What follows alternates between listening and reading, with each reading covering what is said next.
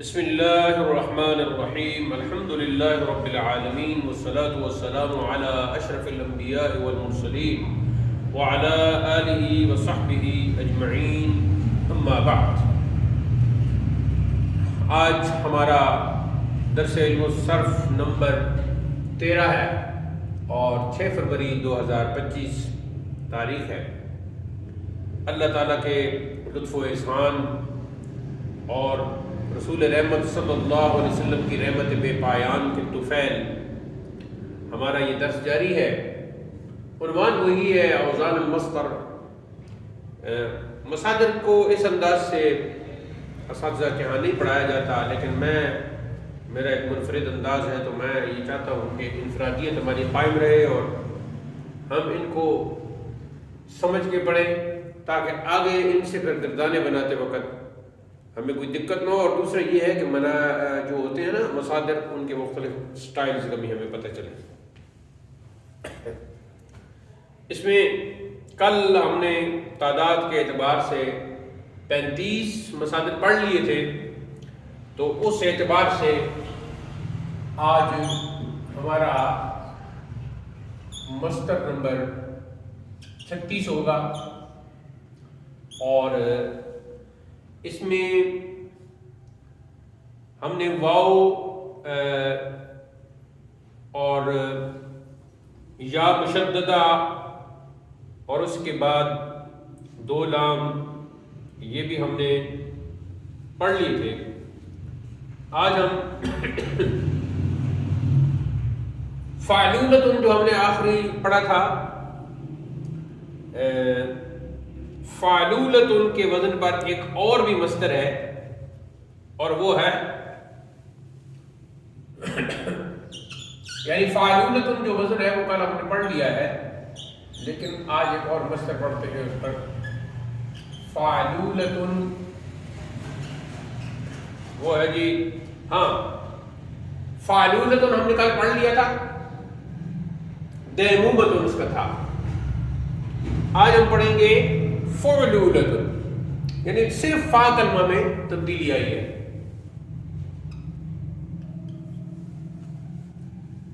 آپ فوکس کرتے وقت یہ انداز اختیار کریں تاکہ خاکسار کا چہرہ اس میں نظر آتا رہے۔ فعلولۃ ہم نے کل پڑھا تھا اور اس کی مثال ہم نے پڑھی تھی دیمومۃ، ہمیشگی کرنا۔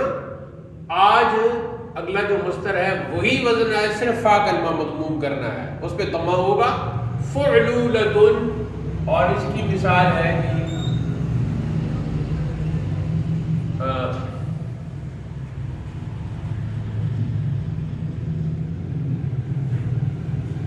اس کی مثال ہے لکنونۃ، لکنو، یہاں بھی ایک لکنونۃ، فعلولۃ، لکنونۃ۔ لکنونۃ ان کا مطلب ہے بات نہ کر سکنا، لکنت، ٹھیک ہے جی۔ لکنونۃ بات نہ کر سکنا۔ اب اگلا ہے اس کی 36 کے بعد جو ہے جی اگلا انداز ہوگا، اور اس میں ہوگا جی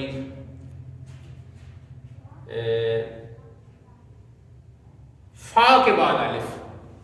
اب تک جتنے ہم نے پڑھے ہیں فا کے بعد الف نہیں ہے، کیا خیال ہے؟ ہاں، تو اب یہ آئے گا جی فا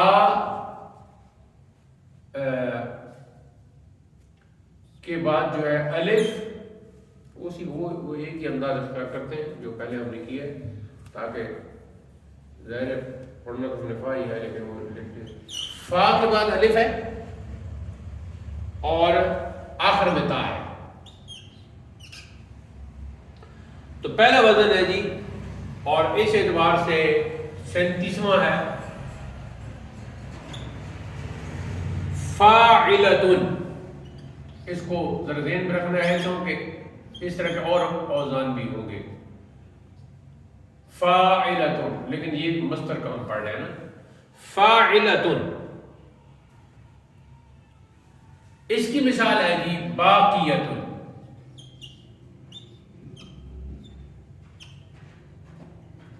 باقیۃ، اور اب باقیتن کا معنی کیا ہوگا مصدر کا؟ باقی رہنا. کیا معنی ہوگا؟ باقی رہنا. یہ میں نے اس کی آپ توجہ دلائی ہے کہ آگے جا کر فاعلتن ایک اور مشتق کا وزن بھی ہوگا. تو باقیتن کی مثال آپ نے لینی چاہیے. باقیتن پر وزن فاعلتن. ٹھیک ہو گیا جی. اس کے بعد کا انداز ہوگا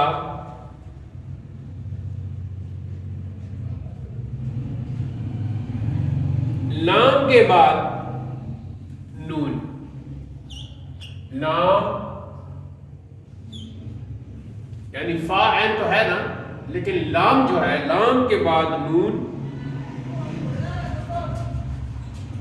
اور اس کے بعد یا اور اس کے بعد تا.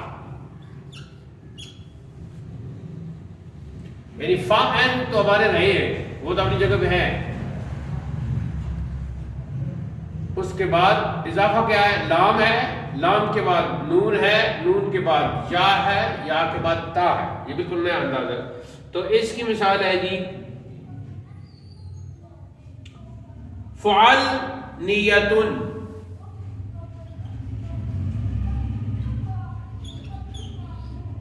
فعل نیتن. آپ نے دیکھا فا ہے، نام کے بعد نون آ گیا، پھر یا آ گیا، پھر تا آ گیا. فعل نیتن. اس کی مثال ہے جی رفع نیتن. رفع نیتن. رفع نیتن. رفع نیتن کا مطلب ہوتا ہے آرام کرنا. فعل اب پڑھیں گے کیسے؟ رفع نیتن یعنی تشدید کے بغیر ہے. رفع نیتن فعل نیتن. آگے جا کے آپ کو پتہ چلے گا یہ ہمارا ادارہ جو ہے یہ رفاہی ادارہ ہے. لوگوں کو آرام پہنچانے والا ادارہ. تو وہ رفاہی ادارہ، وہ رفا کا جو لفظ ہے وہ اس مصدر سے نکلا ہے. رفع نیتن آرام کرنا. تو وہ لوگوں کے لیے جو ادارے بناتے ہیں وہ لوگوں کے آرام کے لیے، لوگوں کو سہولت پہنچانے، لوگوں کو سکون پہنچانے، لوگوں کو تسکین فراہم کرنے کے لیے. رفع نیتن. اگلا انداز ہوگا جی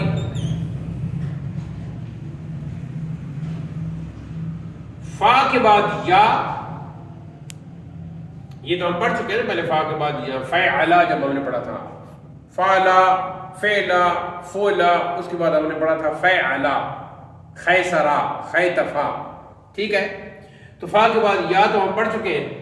ہمارے لیے فا کے بعد یا کا اضافہ کوئی نیا نہیں ہے، لیکن یہ صرف فا کے بعد یا کا اضافہ ہے، اس لیے انداز یہ عبارت نیا ہو گیا. فا جمع یا جمع عین اور لام کوئی جمع لام. تو یہ پہلے ہم نے نہیں پڑھا. فعلا اگر ہم نے پڑھا ہے تو فا کے بعد یا آیا ہے، لیکن وہاں الف مکسورہ بھی ساتھ تھا، یہاں آخر میں کچھ بھی نہیں. تو اس کی مثال ہے جی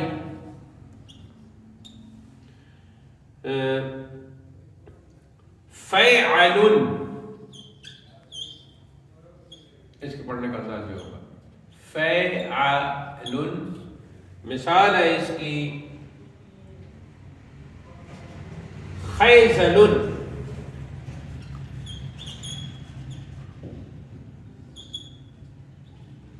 یہ پھر میں بعد میں وضاحت کرتا ہوں. خیزل. اچھا جی.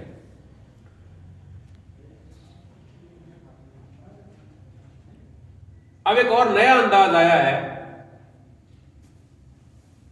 وہ یہ ہے کہ فا اور اس کے بعد عین، اس کے بعد لام. یہ تو پہلے کیا ہو گئے اصل، پھر لام. تو ڈبل لام ہم پہلے پڑھ چکے ہیں، لیکن اس طرح ہم نے ڈبل نہیں پڑھا. وہ جو ہم نے پڑھا ہے نا فولولۃ، اس میں ڈبل لام ہے، لیکن دو لام اکٹھے نہیں ہیں. یہاں لام کے بعد واو ہے پھر لام ہے, یہاں اکٹھے رہیں گے. تو یہ نیا انداز ہے. تو اس کا ہے جی نمبر 40 پہ فعلن.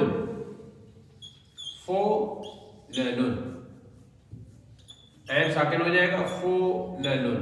فعلن کی مثال ہے جی سؤددن.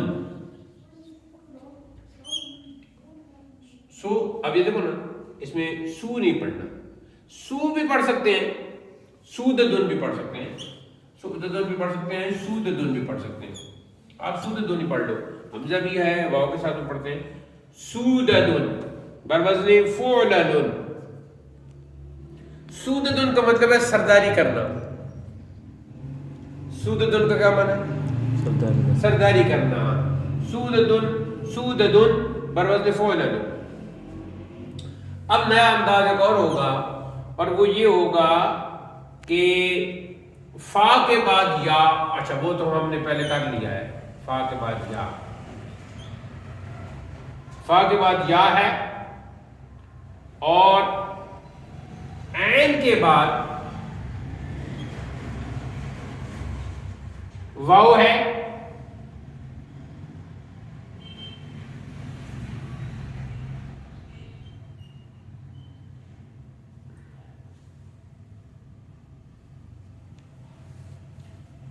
عین کے بعد واو, اور آخر میں پھر لام اپنی جگہ. تو کیا اضافہ ہوا؟ یعنی فا عین لام میں عین کے بعد واو کا اضافہ ہوا اور فا کے بعد یا کا اضافہ ہوا. یہ پہلی بار یہ ایسے ہوا ہے. تو یہ مصدر نمبر 41 بنے گا جی, اور یہ ہے فعول. اب فا کے بعد یا ہے نا, عین کے بعد واو ہے. فعول. اس کی مثال ہے جی تیقور. تیقور.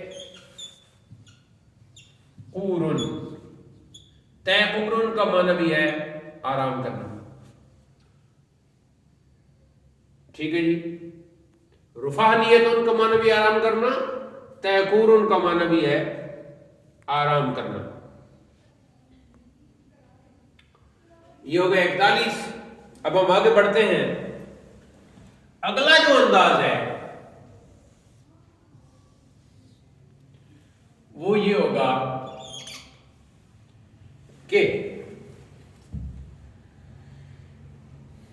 عین یعنی فا تو اپنی جگہ پہ ہے نا, فا تو اپنی جگہ پہ ہے اور عین بھی اپنی جگہ پہ ہے, لیکن عین کے اوپر تشدید ہے. عین مشدد ہے. ٹھیک ہو گیا جی. عین مشدد جاری ہے. ٹوٹی گاش پڑے گا. عین مشدد ہو گیا, اس کے اوپر تشدید ہو گئی. اس کے بعد جی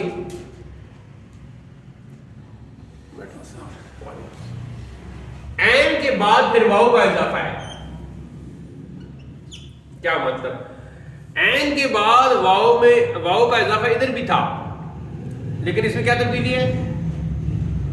وہ عین مشدد نہیں ہے, یہ عین مشدد ہے. ٹھیک ہو گیا جی. اور مزید اس میں اضافہ یہ ہے کہ آخر میں تو بس ظاہر ہے وہ لام آ جائے گا. تو اس طرح کا اگر آپ کہتے ہیں جی کہ ہم نے عین کے بعد واو وہ ہوا ہے تو وہ تو ٹھیک ہے ہوا ہے, لیکن وہاں فا کے بعد یا بھی ہے. ٹھیک ہے. دوسرا آپ کہتے ہیں کہ عین کے بعد واو کی اور مثالیں بھی ہیں, لیکن ہم کہتے ہیں کہ عین وہاں مشدد نہیں ہے, یہاں مشدد ہے. اس کا لفظ بنے گا جی فعول. جیسے ہم نے لکھا ہوا ہے نا, فا عین, اس کے بعد عین آ گیا, اس کے بعد واو, اس کے بعد لام. تو فا ہو جائے گا مکسور, عین ہوگا مشدد, اس کے اوپر زبر، واو تو اس میں ساکن ہی ہوگا ظاہر ہے، فعول۔ اب آپ کہیں گے کہ یہ جب انہوں نے مصدر بنایا تو یہ اتنا مشکل کیوں بنایا اور کیوں اس کو کیا؟ تو یہ فلسفہ جو ہے علم اللغہ ہے، یعنی وہ جو 12-13 علوم بنائے ان میں سے ہے ایک علم اللغہ، علم اللغہ، ٹھیک ہے؟ تو علم اللغہ میں خالص یہ چیزیں پڑھائی جاتی ہیں کہ ایسے کیوں۔ میں ابھی آپ کو اشارہ کر دیتا ہوں، مثال میں نے لکھی اس طرح کی ہے کہ تاکہ آپ کو پتہ چل جائے۔ مثال ہے اس کی جی علور،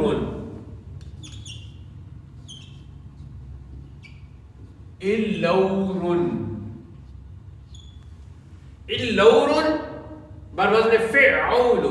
علور کا معنی ہوتا ہے پیٹ میں درد اٹھنا۔ تو پیٹ میں جب درد اٹھتا ہے تو وہ کتنا مشکل ہوتا ہے، کتنی مصیبت ہوتی ہے۔ تو دیکھو لفظ بھی اسی کی مناسبت سے آیا، اسی طرح کا لفظ ہے کہ علور کہنے میں بھی زبان کو ایک تنگی ہو رہی ہے، اسی طرح کا درد ہے۔ تو اس سے پتہ چلا کہ درد کی مناسبت سے جتنا معنی گمبھیر تھا اور سخت تھا، اسی مناسبت سے لفظ کا فریم بھی اسی طرح کا وہ سخت استعمال کیا تھا۔ علور کا معنی ہے شکم میں درد ہونا۔ اور دیکھو شیخ سعدی نے کیا فرمایا، غالباً آپ نے یہ شعر پہلے آپ کو پڑھایا ہو کہ آپ نے فرمایا کہ مادہ عیش آدمی شکم است، انسان کی زندگی کا سرمایہ پیٹ ہے۔ مادہ عیش آدمی شکم است، گر بتدریج میر وجہ غم است، اگر ٹھیک چلتا رہے تو پھر کیا غم ہے۔ گر بے بندت چناں کے نقش آید، اگر ایسا بند ہو جائے کہ کھلے ہی نہیں، یعنی قبض کی طرف اشارہ۔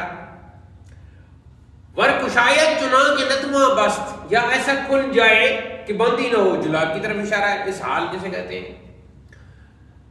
تو گو از حیات، گو بشو از حیات دنیا دست، اگر ایسی حالت ہو جائے تو پھر اس کو کہو کہ چلو بھائی اب دنیا، حیات دنیا سے اپنے ہاتھ دھو لو، بس مر جاؤ گے۔ تو ظاہر پیٹ کی درد سے لوگ مر جاتے ہیں۔ تو پیٹ اگر اس میں وہ کھل جائے، یعنی جلاب کی صورت ہو جائے تو تب بھی خراب ہے، اور اگر بند ہو جائے تو قبض کو تو کہا ہی جاتا ہے ام الامراض، تمام بیماریوں کی وہ ماں ہے، تو تب بھی کام خراب۔ تو پھر کب پیٹ ٹھیک ہوگا؟ جب بتدریج جاری ہو۔ تو اب جب اللہ نہ کرے شکم میں جب درد اٹھتا ہے تو علور، شکم میں درد اٹھنا، صداع کہتے ہیں سر میں درد اٹھنا، یہ عربی زبان کی بہت وسعت ہے۔ خیر آگے چلتے ہیں، آگے ہے جی، اب یہاں وہ اپنی جگہ پہ فاعل لام تو آئیں گے، لیکن آپ نے دیکھا کہ نیا انداز یہ آیا تھا کہ عین مشدد آیا تھا، یہ نیا انداز آیا تھا۔ اب کیا انداز ہوگا؟ اب یہ ہوگا کہ فا اپنی جگہ پہ قائم ہے، عین اپنی جگہ پہ قائم ہے، لام جو ہے وہ مشدد ہوگا، ٹھیک ہے جی۔ اور اس کا بنا ہے فعل، اور یہ نمبر کون سا ہوگا؟ 41، یہ 42، یہ 43 ہو گیا۔ فعل، فا عین لام وہ تین آ گئے اور یہ تشدید ہے، فعل۔ فعل کا مثال میں نے لکھی ہے جی ہجر،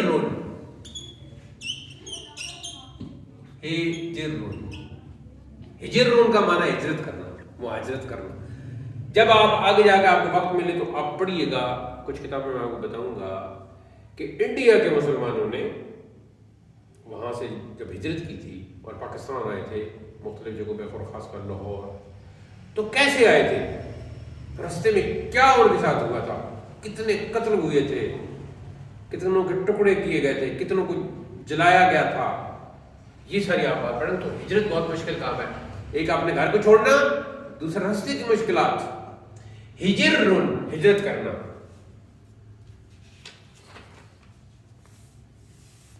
اب بالکل ہی نیا انداز ہے اور وہ ہے شروع میں حمزہ، فا عین لام تو اپنی جگہ پہ قائم ہے، لیکن شروع میں آ گیا ہے جی حمزہ، تو وہ بن گیا افعلو۔ افعلو نہیں ہمیں کہنا چاہیے کیونکہ یہ مصدر کی ہے نا،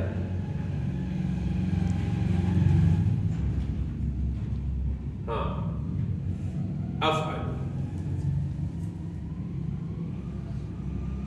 یہ ہے 44۔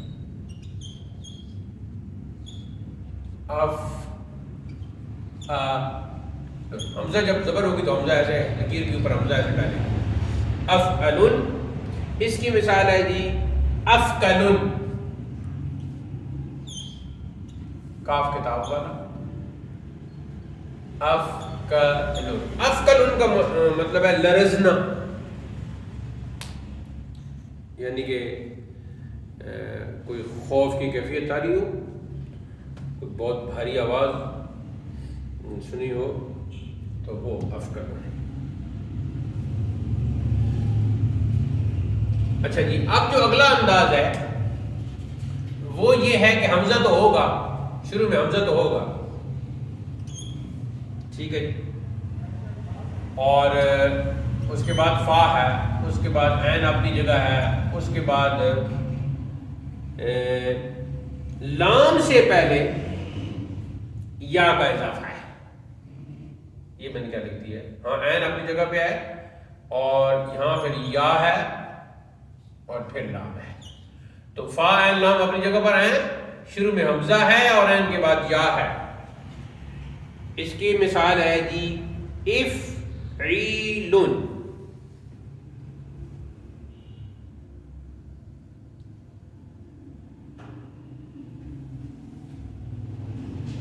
زیر ہو تو پھر ایسے لکھیں گے افعیلن، افعیلن۔ اس کی مثال ہے جی وہی ہے، لرزنا معنی ہے اس کا، لیکن لفظ ہے ارزیزن، یہ را ہو گیا اور یہ زا، ارزیزن۔ ادائیگی میں بھی ایسے ہوتا ہے، یعنی سیٹی آتی ہے زا میں، انہیں کہتے ہیں حروف صفیریہ، صفیر سیٹی کو کہتے ہیں جی، ان میں زا بھی ہے، علم تجوید میں آپ نے پڑھا ہو، ایسے آواز بھی آ رہی ہے، ارزیز بروزن افعیل لرزنا۔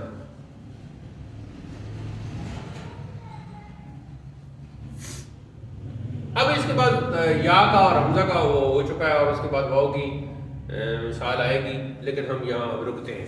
اب دیکھیں آج کے جو مصادر ہیں نا، وہ اپنی ادائی اور ادائیگی کے اعتبار سے ذرا مشکل نظر آ رہے ہیں، تو اس کی وجہ یہ ہے کہ آگے جا کر جب ہم قرآن و حدیث پڑھتے ہیں، وہاں ان مصادر سے جو آ جائیں گے کلمات، تو اگر یہ مصادر ہم نہیں پڑھے ہوں گے تو پھر گردان کا ہمیں پتہ نہیں چلے گا، کیونکہ گردان تو مصدر سے شروع ہوتی ہے، اور جب گردان کا نہیں پتہ چلے گا تو پھر لفظ کے معنی کا ہمیں نہیں پتہ چلے گا۔ اس کی وجہ ایک تو یہ ہے، دوسری یہ ہے کہ جب ہم شاعری پڑھیں گے، اصب والملقات پڑھیں گے، دیوان متنبی پڑھیں گے، دیوان حماسہ پڑھیں گے، قصیدہ بردہ پڑھیں گے، اور جو میری کتاب ہے ریاض الادب، اس میں جو میں نے وہ کلیکشن کیا ہے اور انتخاب ہے، تو اس میں بہت ساری شاعری ایسی ہوگی، تو وہاں مختلف قسم کے مصادر ہوں گے، تو ان کو پڑھنا ضروری ہے۔ میں ایک دفعہ ان کو پڑھ دیتا ہوں۔ لکنونتن بروزن فعلولتن، بات کرتے ہوئے اٹکنا، لکنت ہونا۔ باقیتن بروزن فاعلتن، باقی رہنا۔ رفاہنیتن بروزن فعلنیتن، آرام کرنا۔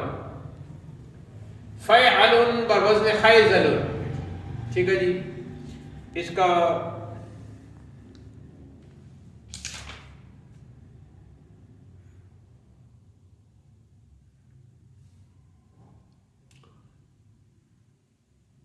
چلو میں یہ کو دیکھتا ہوں۔ اس کے بعد ہے جی سوددن، سوددن پر وزن فعلن، سرداری کرنا۔ تیخور بر وزن فعول، آرام کرنا. اچھا ایک بات یہ ذہن میں رہنی چاہیے کہ آگے جا کے کہیں وہ آپ کو ہوگا کہ مثلاً تا تو حرف زائدہ میں سے ہے، اگر آگے جا کے آپ پڑھیں گے، لیکن یہاں مصدر میں حروف زائدہ میں سے نہیں ہے. مصدر میں اس کا اپنا وزن ہے. تا اس وقت فا کلمہ ہے، تو جو فا کلمے یا عین کلمے یا لام کلمے کے مقابلے میں آیا وہ تو ویسے بھی زائدہ نہیں ہو سکتا نا، یہ اصول ہے. لیکن چونکہ مصدر کا یہ اپنا ذاتی وزن ہے لہذا اس میں تا زائدہ نہیں ہوگا. آگے یہ علور بر وزن فعول، وہ شکم میں درد اٹھنا. ہجر بر وزن فعل، یہاں ذرا تھوڑا سا اس کو فوکس کریں، یہ تشدید پہلے رہ گئی تھی. ہجر بر وزن فعل، ہجرت کرنا. افقل بر وزن افعال، لرزہ ہونا. ارزیز بر وزن افعیل، یہ بھی ہے لرزنا.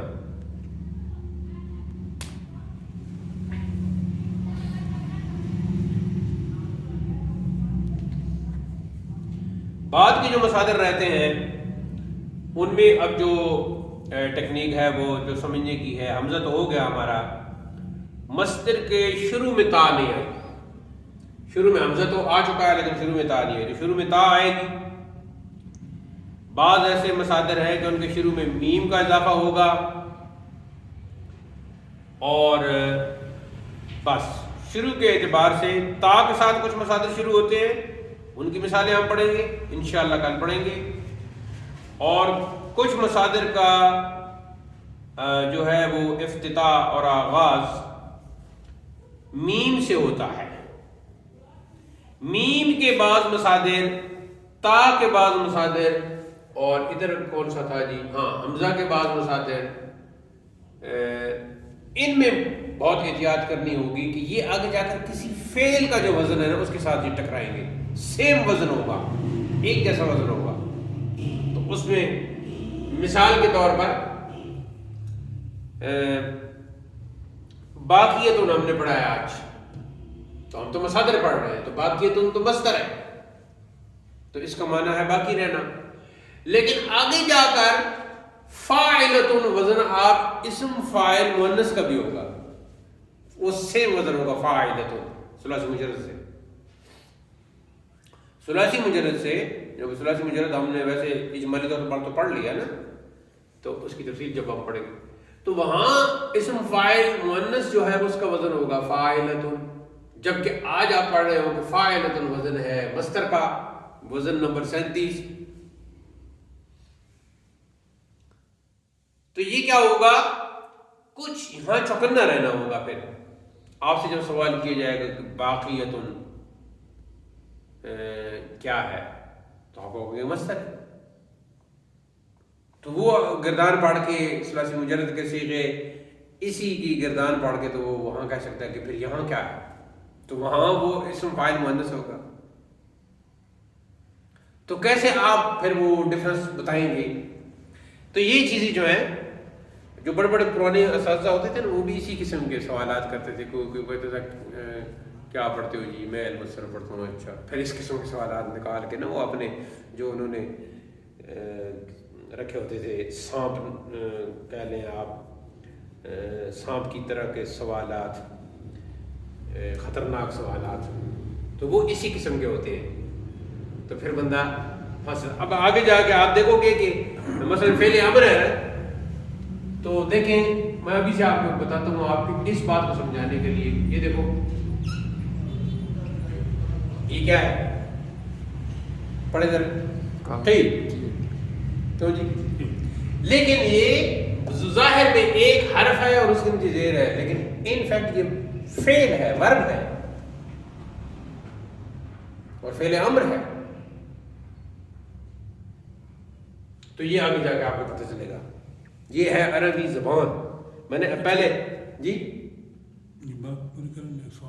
ہاں میں نے پہلے آپ کو بتایا تھا اس کتاب کون سی ہے جو آپ نے عربی زبان کی جو علم الاشتقاق میں آپ کو کام آئے گی، وہ ہے المبین.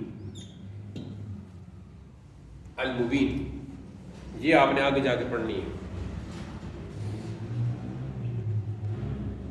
اچھا یہ میں نے آگے اتنا میں 2 لیکچر رہ گئے تھے مستر کا یہ باغیتن اور جی رفاعیتن اور رفاعنیتن ہاں یہ تن یا تن یہ رن یہ اس کی یہ مستر کی نشانی ہوتی ہے نہیں کوئی بھی لفظ ہے نا تو اس کے آخر میں تنوین پڑھنا یہ اہل زبان کا طریقہ ہے، آخر میں تنوین پڑھتے ہیں نا، ٹھیک ہے جی.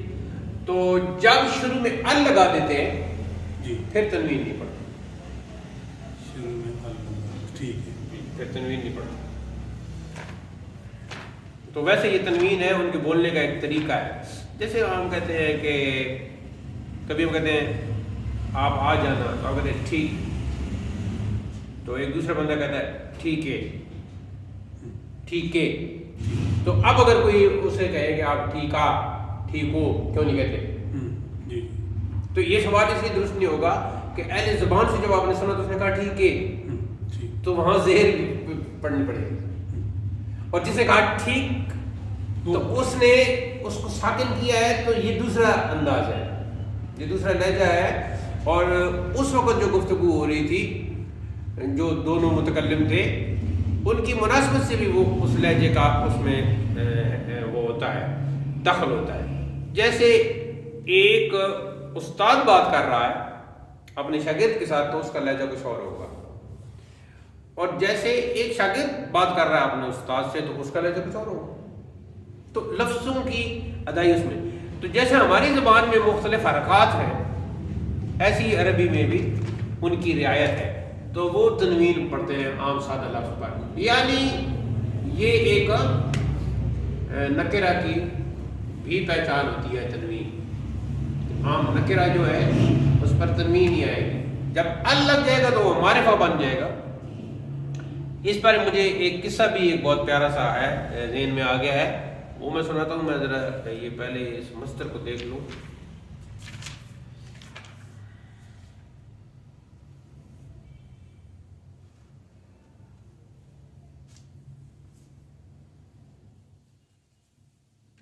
میں اس سے ایک مصدر تھوڑی سی بحث کرنا چاہتا تھا لیکن شاید وہ ابھی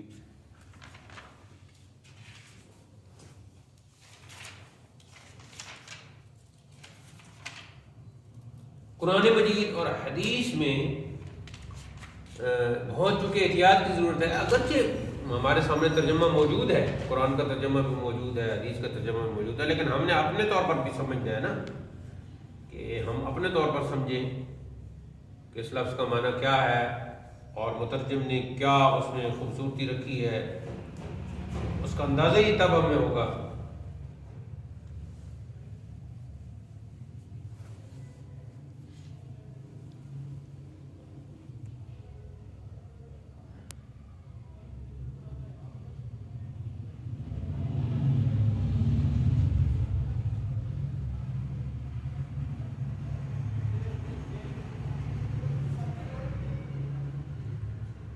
اس میں بعض معنی یہ بھی ہیں کہ جیسے کہ بے پرواہی کا اظہار کرنا، کسی چیز کو کاٹ دینا، شکست کھانا، کسی کو روکنا، ایک قسم کی چال چلنا، ناز و انداز سے چلنا، یہ سارے اس کے معنی ہیں. بہرحال میں اس کو ایک اور کتاب میں دیکھوں گا وہاں. اچھا جی، وہ مجھے کس سے یہ یاد آیا کہ امام شافعی رحمۃ اللہ تعالی علیہ وہ کتنے منٹ کی ہماری یہ ویڈیو ہو چکی ہے؟ 34. اچھا، تو پھر اس کو ہم قصے کو جو ہے نا وہ ہم آپ کو سنا دیتے ہیں اور ویڈیو کا ہم اختتام کر دیتے ہیں تاکہ وہ پھر زیادہ نہ ہو جائے سلسلہ اس کا. تو درس علم و صرف مصادر کے اعتبار سے مصدر نمبر 45 تک ہمارا اختتام ہوتا ہے. کل انشاءاللہ ہم آگے بڑھیں گے، جو تھوڑے سے مصادر رہتے ہیں وہ ختم کر کے پھر فعل کی بحث شروع ہو جائے گی. تو اللہ تعالیٰ ہم سب کے لیے ہمیں آسانیاں ارزانی فرمائے. وصلی اللہ تعالیٰ علی حبیب سیدنا و شفینا و مأوانا و ملجانا و قدوتنا و مولانا محمد وعلی آلہ وصحبہ اجمعین. وآخر دعوانا الحمد للہ رب العالمین. والسلام علیکم ورحمۃ اللہ.